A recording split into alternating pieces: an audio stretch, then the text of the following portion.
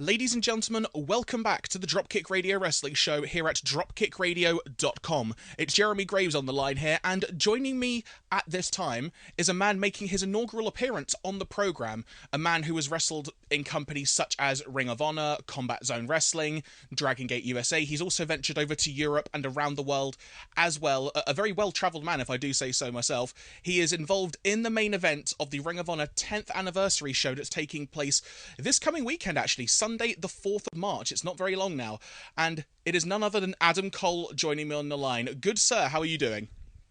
I'm doing very well. Thank you very much for having me on. It's an absolute pleasure to speak to you, and perhaps the best place to start, seeing as I mentioned it, is the ROH iPPV.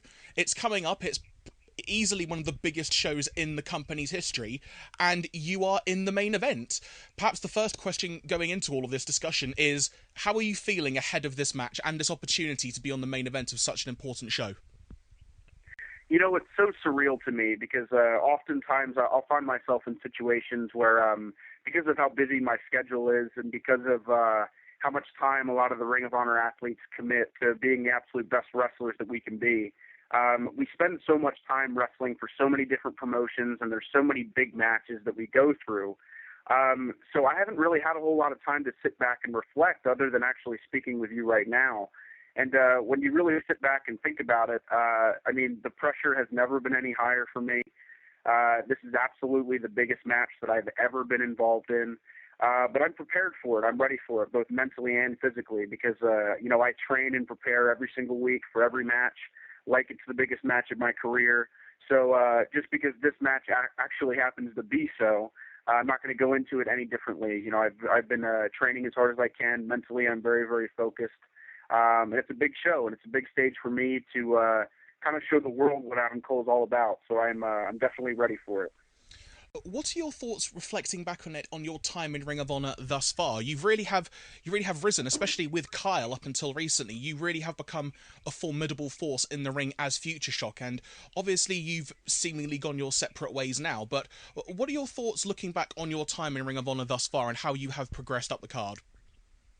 Well, it's funny you mentioned Kyle O'Reilly because when me and Kyle O'Reilly came into Ring of Honor, we came in relatively at the same time. We were both offered contracts very, very close and very similar to the same time. And then Future Shock was kind of a team that was actually thrown together.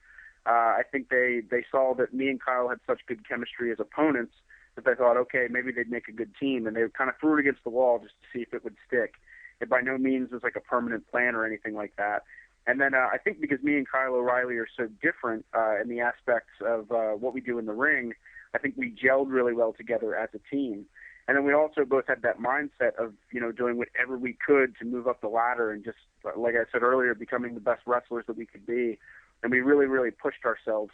So I was really fortunate that I kind of got to grow in Ring of Honor with somebody by my side in Kyle O'Reilly. So we could tell each other what we thought we needed to do better, what we thought we were doing good. We always encouraged each other and pushed each other. So never in a million years that I think on March 4th in iPPV at the 10-year anniversary show that I would be, you know, facing my former Future Shock tag partner in Kyle O'Reilly. But me and Kyle have prepared for that. I know how good Kyle is. I was by his side now for a year and a half in Ring of Honor. So, yeah, I mean, the fact that me and Kyle got to, you know, face some of the very best teams and some of the best talent that Ring of Honor had to offer, we were really put in a sink-or-swim situation. Because when you're in the ring with guys as good as, say, the Kings of Wrestling, the Briscoe Brothers, the American Wolves, wrestling's greatest tag team, you have no choice but to sink or swim. You're going to get eaten alive if you don't bring your A game. So we had to do that every single weekend for Ring of Honor. So fortunately, we were in a situation where we grew really, really fast as wrestlers. That's why I think mentally we're really, really prepared for this 10-year anniversary show. And me and Kyle both will certainly bring our A game that night. When it comes to the rise of Future Shock, I recall one of the first times I really got to see you two tag team. I believe it was at the Final Battle iPPV where you were involved in the opening match. And I just remember the crowd going ballistic at how much they were enjoying it, and it came across so well on the iPPV broadcast as well, as we never really got the HD net television show over here, so really that was our first proper exposure to you as a tag team aside from the DVDs. Is there a moment as a tag team with with yourself and Kyle that really stands out to you the most, where you felt that perfectly demonstrated what you two were all about?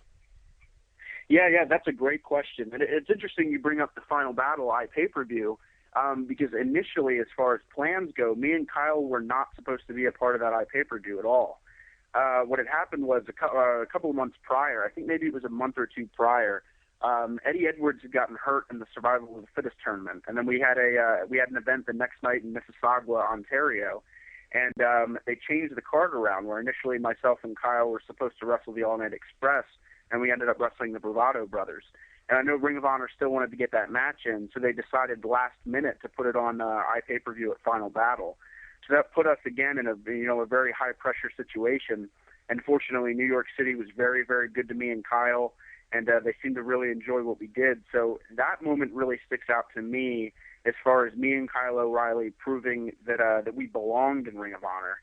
But then another moment that sticks out to me as far as not necessarily proving that we belonged in ROH, but proving that maybe someday in this company, myself and Kyle could be mainstays here, would be WrestleMania weekend that year in Atlanta, when we had back-to-back matches with the Briscoe Brothers and the Kings of Wrestling, two of the very best tag teams in the entire world. And, we went toe-to-toe with them, and we gave them our all and gave them our best. And Atlanta, again, was very, very good to me and Kyle and received us really, really well.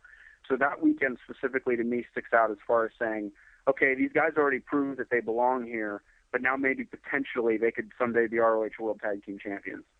As a matter of interest, how did the name Future Shock come about? Yeah, actually, that was all a Jim Cornette call.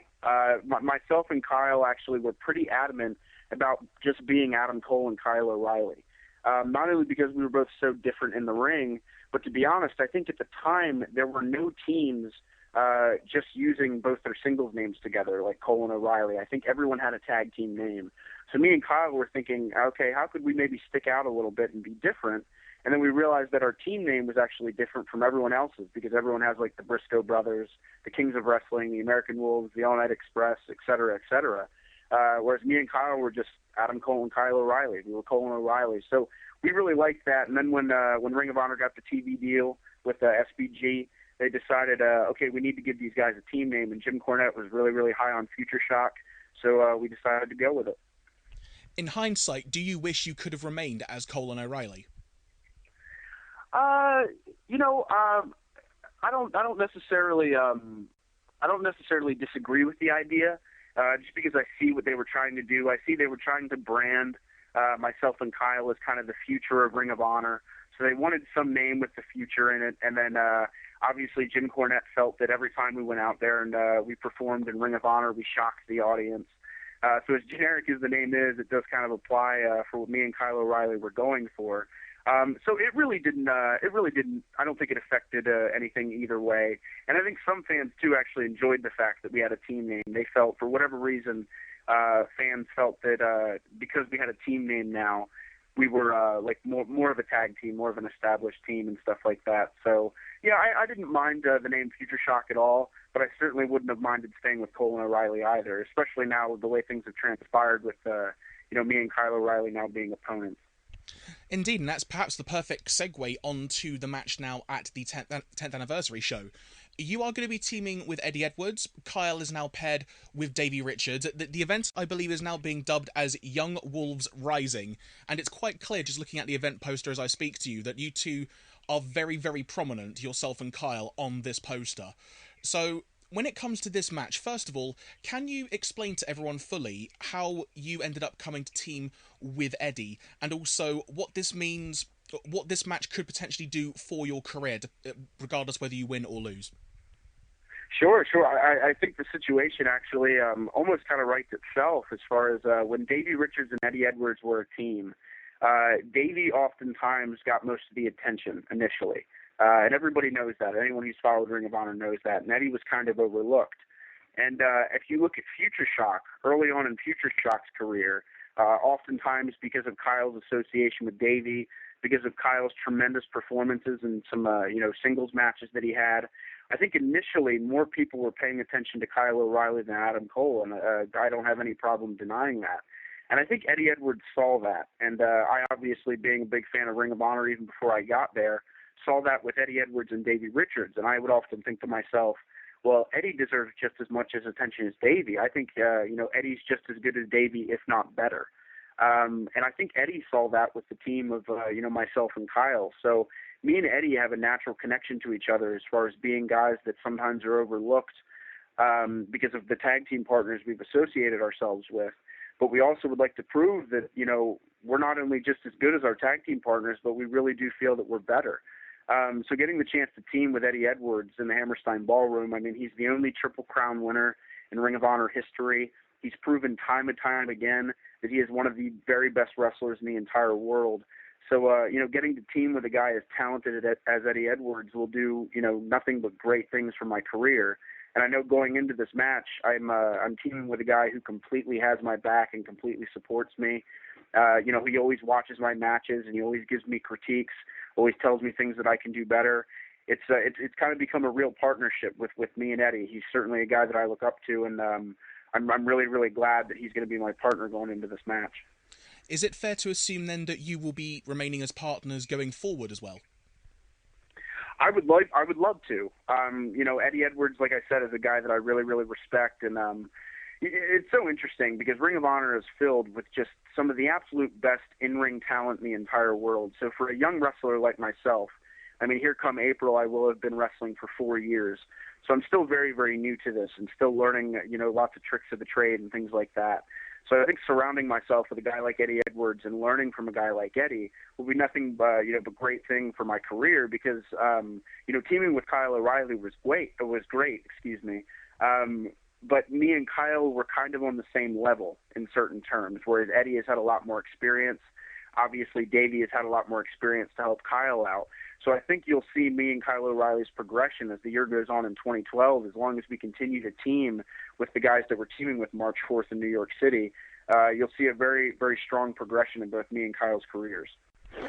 When it comes to your background with wrestling, and obviously we've been talking about the fact that you are in a main event tag team match, but I suppose, looking back, are you a big fan of tag team wrestling, or has it really just fallen into place that you have become quite synonymous, particularly in Ring of Honor, as a tag team wrestler? Yeah, that's a great thing to bring up because before I started teaming with Kyle O'Reilly, I always preferred singles wrestling. I remember even coming into Ring of Honor initially, both myself and Kyle had that exact same mindset. So when they told us that we were going to be a team, we weren't upset, obviously, but we were definitely surprised because we both had visions of being singles wrestlers. And up until that point, we had predominantly done singles things in our careers. So we had never really been in kind of like a tag team situation because, like I said, when we started, we both had these visions of being singles wrestlers because every other promotion that we worked for, we were always singles guys. So then coming into Ring of Honor, starting off as a tag team, obviously that mindset changed, and my respect and appreciation for tag team wrestling has grown so much to the point where I care about it just as much as singles wrestling because me and Kyle focus so much on just being making Future Shock the best team that we possibly could, and then wrestling phenomenal teams night in and night out at Ring of Honor really made you gain a certain appreciation and respect for tag team wrestling. And I really do think, too, that the excitement in tag team wrestling is so often overlooked. Sometimes, too, if you would show a casual wrestling fan a singles match, they have a tendency to get a little bored. But if they watch a tag team match with guys like, say, the Young Bucks or guys like the American Wolves or the Briscoes, the action is so fast-paced and there's so many different elements to a tag team match that makes it so much more exciting. I mean, if you go back and look at the history of pro wrestling, tag team matches used to be gimmick matches. It was like a big attraction. It was a big deal, whereas now you see it so much where it's not looked at as such. But it really is something special. It's something different, and it certainly can be much more exciting than singles matches in some cases. So, I've grown to really, really love and really, really appreciate the art of tag team wrestling since my time in Ring of Honor.